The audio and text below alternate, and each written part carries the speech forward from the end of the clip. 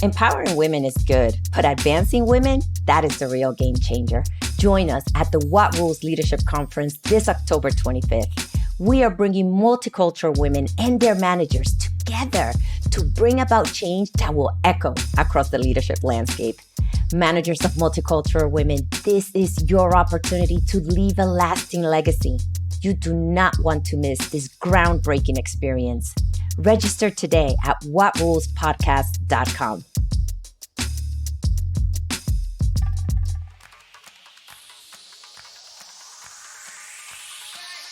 Hey everyone, we're so glad you're here. I'm Elisa Monjadas. I'm a marketing leader and executive coach.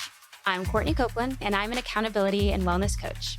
And I'm Dr. Mirari Simeon, an activator of talent, HR executive, author, and working mom. If you're anything like the successful multicultural women we interview on the What Rules podcast, you've learned that you can't do it alone. And we teach women like yourself to outsmart the game to get ahead in your career. We're really talking about those rules that we grew up with as women and the expectations that have been placed on us. Our mission is to change the face of leadership at What Rules Podcast. As you listen to our talented guests, take note and take action. Go ahead, go and break those rules. Normally, I like to start with like, hey, how are y'all doing? But today, I want to get right into the topic because we're talking about changing course without hesitation. And I want to know, Mirari, Courtney, Shay, person listening, think about what holds you back from making decisions quickly. I think that my biggest hurdle with like when it comes to making decisions fast, it's a lack of awareness. So maybe I've already gone into the next thing and not even realized that either one, I already made a decision subconsciously, or I should have made a decision instead of finding myself in a position. I didn't even give myself a chance to change course. What about for you all? For me, I would say is maybe perceived loss. It feels sometimes that I may be losing something and I forget to look at the possibilities. And this is coming from somebody that's super positive, as you know. I'm going through a career transition right now. And for a moment, it felt like a loss. Like, oh my God, there's a part of me that's ending. What am I going to do? And now, after being able to have the time to think, now I'm excited about the future and what it's going to bring. But honestly, it felt like a loss at the moment. The word that came to mind is grieving. When you said, I feel like I'm losing something and what's going to happen in this new stage. It's also normal to acknowledge a big part of my life is changing. And even if it's a positive change, your mind doesn't always register the difference. A transition is a transition, whether it's good or bad. Love that. I think for me, imposter syndrome is probably what held me back. Mm-hmm. I was so hesitant. I didn't think I could. I struggled with the vision. I struggled with the how. Or maybe I had the vision but didn't understand the how. And then I was intimidated and I didn't think I could. Lots of nodding heads here. Yes. I think we've all been there. I think I would have to say I would agree. Earlier in my career, it was more fear and hesitating about, was I enough? Do I have what it takes? All of those kinds of things. But now, it's not my term. It's coined by a man named Terry Looper who wrote a book called Sacred Pace. It's all about getting neutral. Like, how do you weigh the pros, the cons, the ups, the downs, the loss, the gains, and get to a place where you're at a place of neutrality and you can just see it for what it's offering, not with your desires, but really, what is this opportunity bringing to you and is it truly for you? So for me now, it's getting neutral is what holds me back. I won't go until I'm neutral. Okay, I need to read that book. I'm going to send you guys a copy. Oh my I gosh. will. It's yes, that good. I love that I'd book. love to gift it to you. Yes. In fact, Janice Stain has it too. I know she does. Oh, Mhm. really? Okay. A past podcast guest and my mentor. Oh, I love it.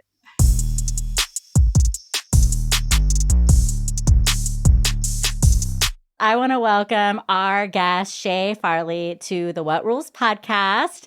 Shay, we're so excited to have you. Tell us who you are, all the hats that you wear, because I know you do a lot, you are a lot. So of course I want to hear your job title, but I want to know everything. Oh, wow. But everything's going to take way more time than we have, right? I mean, how long is this podcast? No, I'm kidding. I'm kidding. Well, I guess I'd start with like my faith journey. Like I'm first and foremost a child of God. So that's really important to me, more who I am than what I do. I am a HR professional. So I've been in the practice of HR for almost 25 years now. I'm the Chief Human Resources Officer for Allvue Systems. Allvue is a fintech company, and we build SaaS technology solutions for the alternative investments industry. I serve at my church. That's a huge part of what I do. I'm a huge volunteer for youth in the community. I'm a board member, so I sit on a couple of boards, a couple of paid boards, a couple of unpaid boards. So yeah, those are the hats that I wear most of the time. I'm not a mom. I'm not a wife. I'm a big sister and a good daughter. Honestly, I'm telling my friends, I'm like, oh my gosh, this woman on my podcast, she's single. Aww. And all of my friends are like, thank you. I'm not alone. Like they're all doing really well in their lives, ages probably 33 to 47. And each person that I tell, it's like, yes, there's another one of us, because sometimes you just feel alone in that journey. Totally. Especially in the faith-based community. If you're very involved in faith-based communities, it can be very lonely because it's not as common or as accepted. And then tell me, what is your ethnic heritage? So I'm African-American. My mom's originally from Florida. My dad's originally from Georgia. So I'm a Southeastern girl. But I now live in the great state of Texas, and I love it. And I'll leave kicking and screaming, even though it's 107 degrees outside today. I say the same thing. I will have to leave kicking and screaming. Won't even do that because That's I love right. it here. It's good I living. love it here, regardless how hot It's it is good living. outside. Yes. Yes, it is.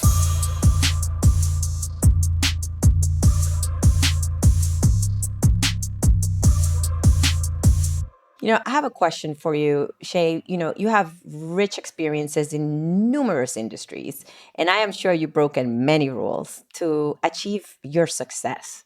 What is one rule you could share with us that you've broken to advance your career?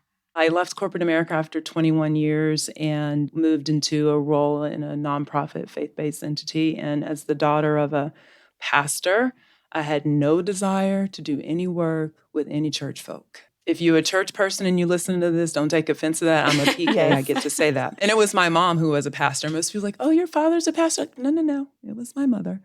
But after hearing my mom all the time on calls in the middle of the night, the phone ringing, I'm going to the hospital, this person needs prayer, that person needs prayer. Oh, we got this service. Oh, we got this meeting. Oh, this person's coming to town. Oh, yeah. I was like, I have no desire. Church people are crazy.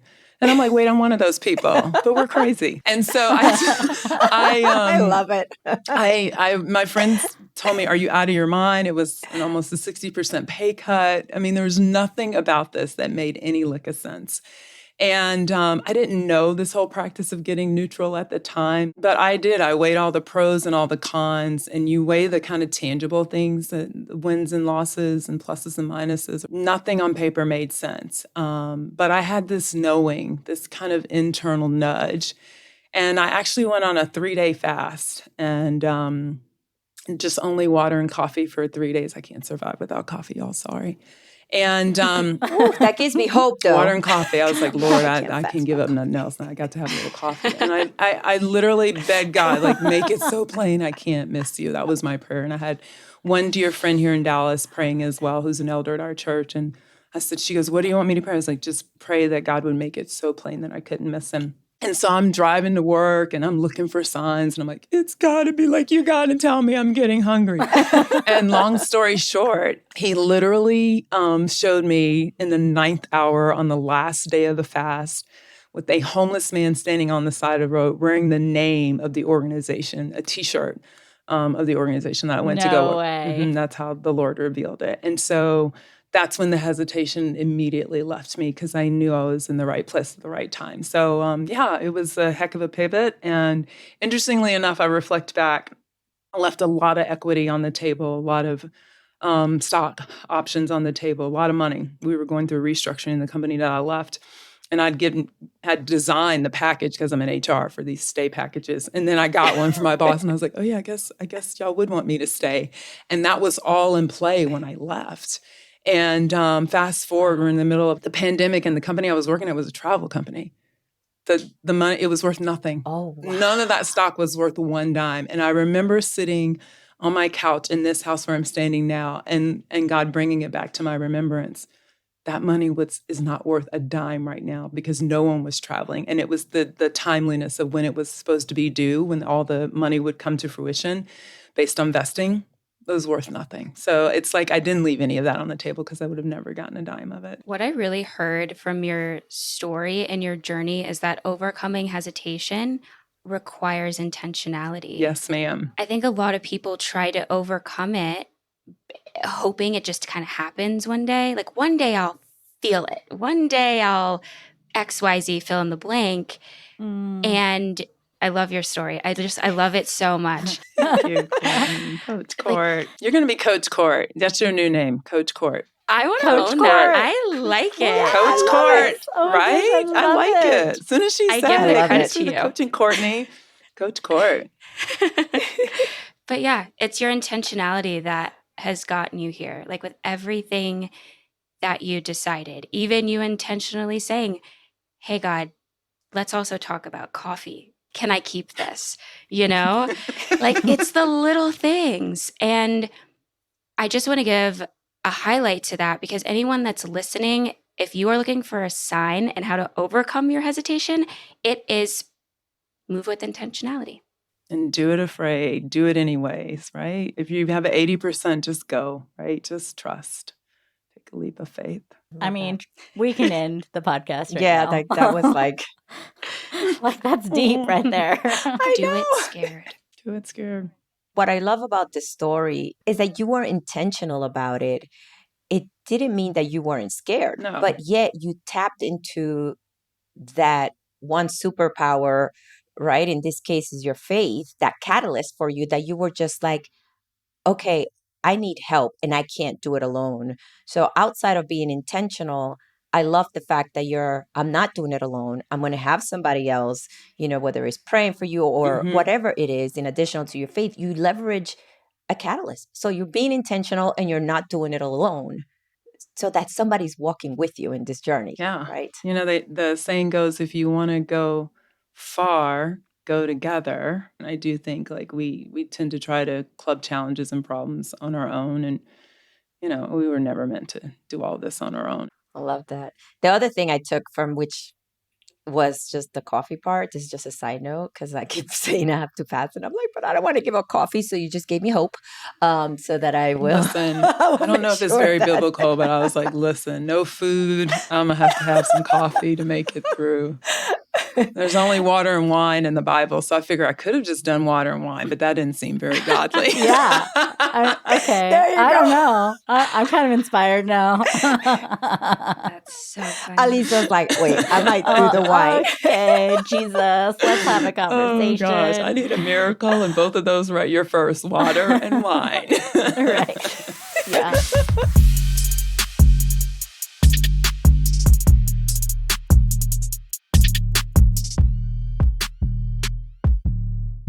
Okay, so I don't want to get away from the fact that like you leaving corporate, I mean, you worked for Sam's Club, Walmart, Pfizer. Like these are not small companies to then go leave and go into nonprofit. I mean, the nonprofit you were a part of is huge, but it's still very different. And now you're back into corporate. So now looking at the journey back, how do you see that pivot helping you from a career advancement perspective? I think that's the most fascinating thing about it. I think I took that opportunity having no idea, right? But what I didn't know coming out of it was that having the title of Chief Human Resources Officer would mean that I would only mostly get jobs at that title when I was leaving, right? And so that was the amazing thing. I was thinking that when I left, that the calls that I would get would probably be for jobs similar to the level that I was when I left. So I was expecting to get kind of VP, SVP level jobs, but not top jobs. And I promise you,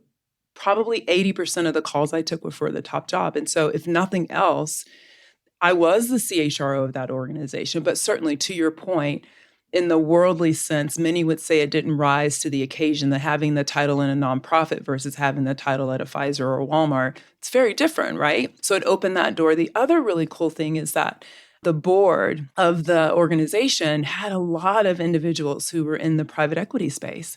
And I had not been really open in the past to private equity for a myriad of reasons, right? Like you have to be super scrappy and, you're building everything from the ground up. And, it's like the Wild Wild West sometimes. All the reasons I love right? private And equity. then long story short, I get to, I go work in nonprofit and I was doing all that. I had to be really scrappy. I had to build a lot of things from the ground up, had to, take everything that I'd gleaned from these very large organizations and kind of unpack it and repack it for a use case, a very different use case, and then a faith-based use case, right? So some things worked, some things didn't.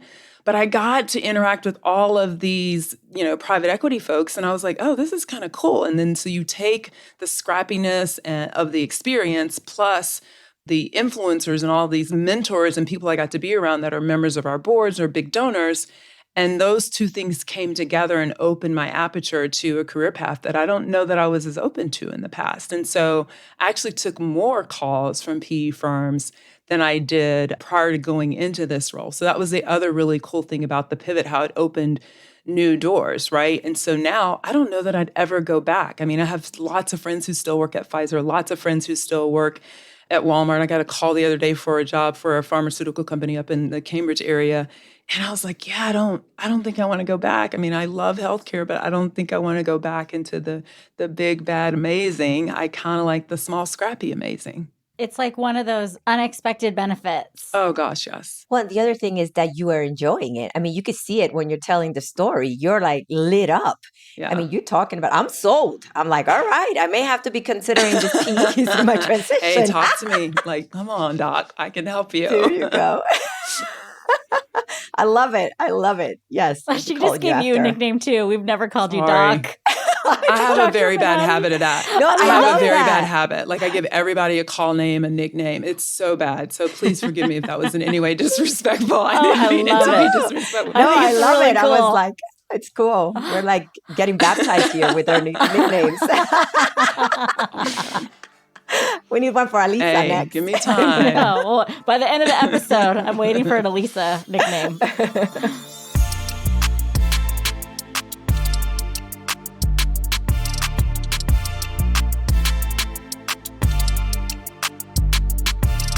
I'm curious, how would you relate to our theme, change course without hesitation? I will tell you, I think it's a beautiful thing. I think that oftentimes people do make pivots and don't think twice. I think we say we don't think twice, but most times you think twice, particularly when it's a career pivot.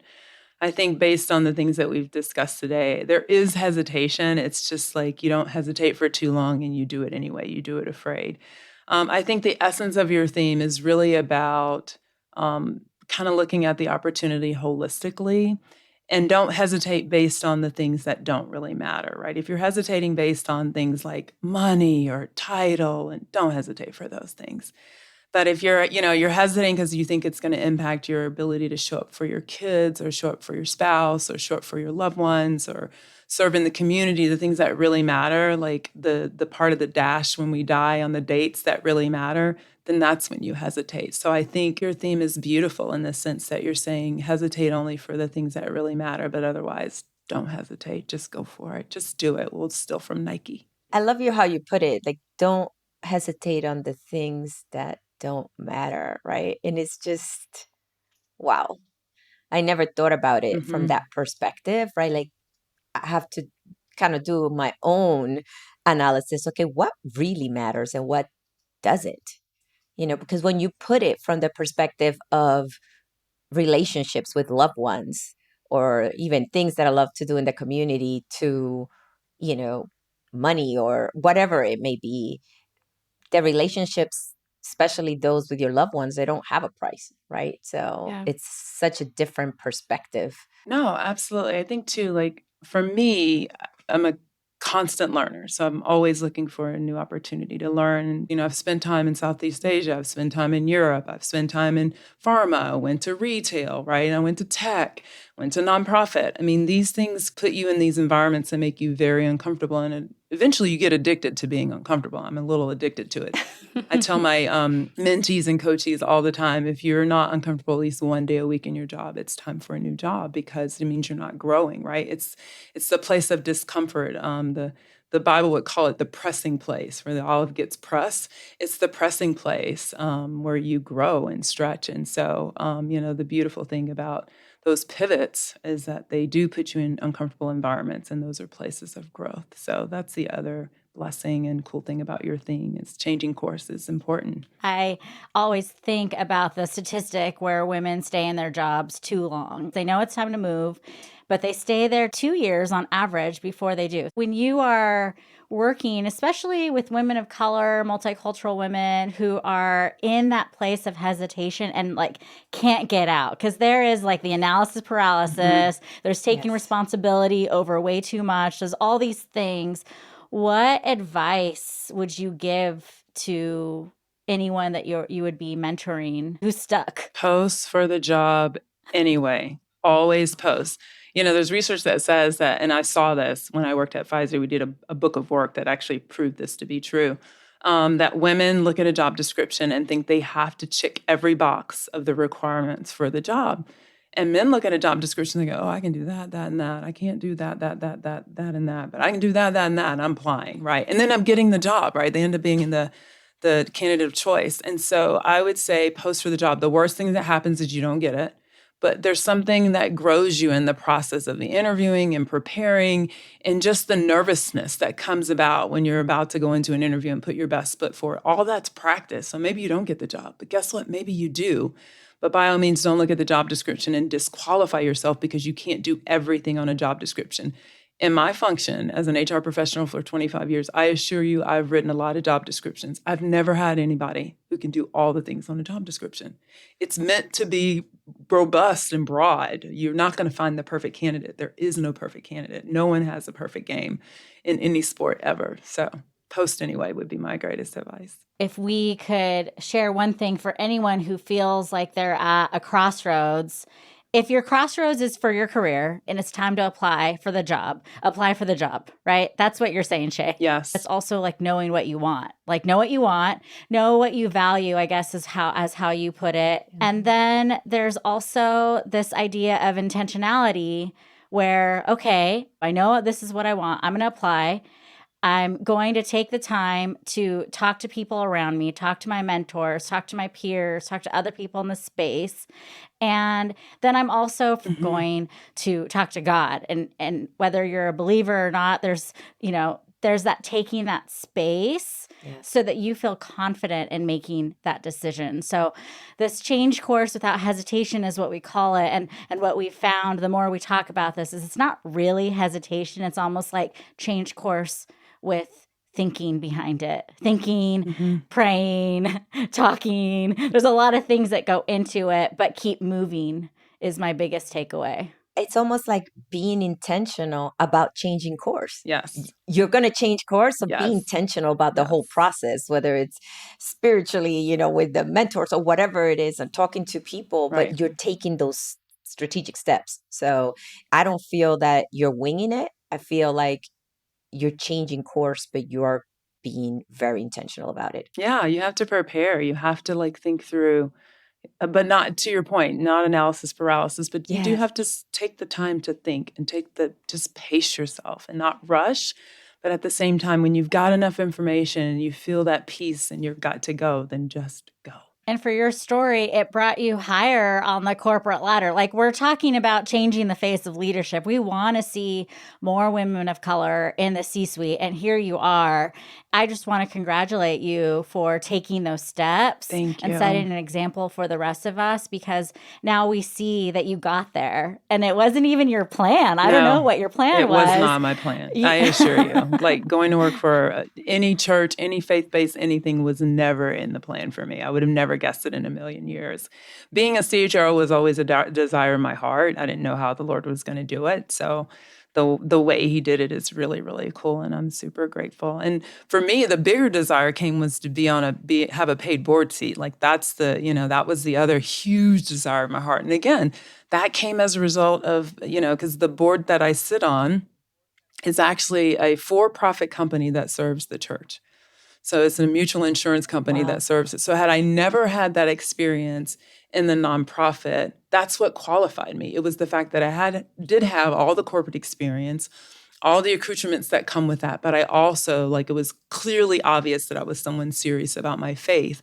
And so the marrying of those two things is what opened that door for me. So, we do have to be intentional because God is very intentional. He knew then that that door would open and that I needed this experience to fulfill that desire in my heart. He also knew that that organization needed the expertise and the things that I could bring to the table to help mature the HR function for them. So it was a win-win. There you go. Yes. But it's your intentionality paired with your faith. Yeah. The two doubt. really helped you to pivot in the right direction and give you confidence that you're pivoting in the right direction. It's true. I have a knowing about things like the entire time in the midst of that journey where there were some hard days. I walked through the throes of the pandemic there, right? And so that was hard enough in corporate America where you had all these resources and you had tons of lawyers to dissect what was happening. You had a team of media people. Just way more resources to step through what we all stepped through together.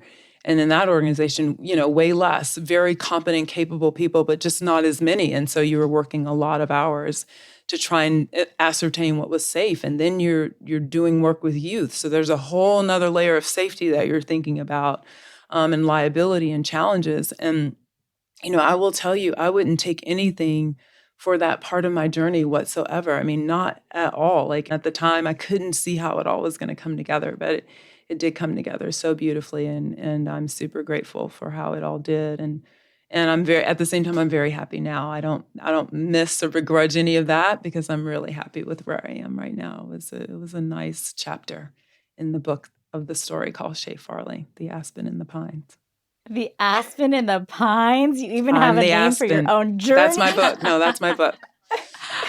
The Aspen and the Pines. That's the book. That's the journey. That's the name of it. God gave me that. Driving up a mountain in the great state of Colorado. I am the Aspen and the Pines. That's beautiful. Oh, wow. And if you've ever seen aspen trees in a whole slew of pines, they're like stark yellow and all this green. It's really beautiful. I have a question for you because one of my desires in my heart is absolutely to be a CHRO.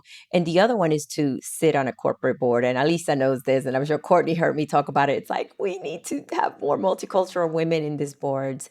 And I love how, because you were part of that nonprofit, you were able to get exposure to other people. What would you say to other women who want to get into a paying board, and any advice or what steps they can take as they move on in their career? This is a remarkably great question, and I can't say I've got a remarkably great answer because much like you, it was just a desire of my heart, and I just was like, Lord, I lay this at your feet as a desire of my heart, and if you do it, great. If you don't, no harm, no foul, right? Like some things I'm really like, I'm cool. Other things I'm like, please give me a husband, right? Like I'm not as cool like with those. I'm like, please, I'm not as cool with this one. If I have to let this one go, I'm like, no harm, no foul if I'm on a corporate board. And so it just kind of happened. It just kind of unfolded. Now, granted, are there things you can do to prepare yourself? Yes. So like, NCAD, the National Association of Corporate Directors, like you can get a certification. You can read things that, directors are thinking about. You can go to some of the conferences. Those things help. If you have a specific area that you're really interested in, then stay on top of the, the regulatory and the things impacting that industry, right? So I have a huge passion for healthcare. I had no idea that my board seat would be in insurance. So now I'm like learning insurance, right? And so I think there are things you can do to prepare. But I think you said the most important one, right? And especially for me also as a woman of faith is he knows the desires of my heart. So just lay it at his feet and continue to do what he's asked me to do. So yes. Drink wine. That's my takeaway. Always. I'm going to have some as soon as this wraps. That's a gay rum That's mine too. With a big leafy salad, arugula salad, and a glass of white wine. Oh, yes. Delicious. Want more advice on how to break the rules and outsmart the game to advance your career? Check us out on Instagram, YouTube, and our website, whatrulespodcast.com, for more insight from our guests and host, and join our community on LinkedIn where we discuss rule-breaking strategies for multicultural women. What Rules is a project of Zara Consulting and is supported by the amazing team at Stories Bureau. This episode was produced by Alexandra Uresta with editing and music supervision by Joshua Ramsey and was engineered and mixed by Tim Ballant. Our podcast cover was designed by DeLeon Creative. Visit whatrulespodcast.com for more info, upcoming events, and all episodes of What Rules, including video, and make sure to give us a follow.